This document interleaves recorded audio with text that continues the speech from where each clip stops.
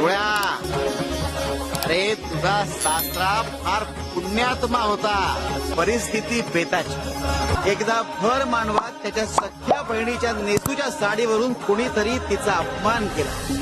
फार रडली बापरे. मग त्याच वेळी तिच्या सख्या भावाने म्हणजेच तुझ्या सासऱ्याने भाऊबीजेला तिला नवीन लुगडं घेऊन देण्याचं वचन दिलं.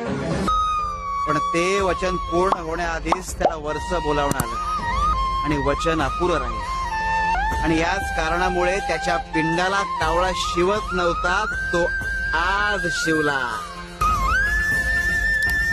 कारण काल रात्री एका स्त्रीला आम्ही नवीन लुगडं आणि करंडा देऊन त्याचं ते वचन पूर्ण केलं. स्वामी जगाची माऊली, स्वामी कृपेची सावली, ऐसे निर काय करायचंय? हे कुणासाठी, ते कुणासाठी?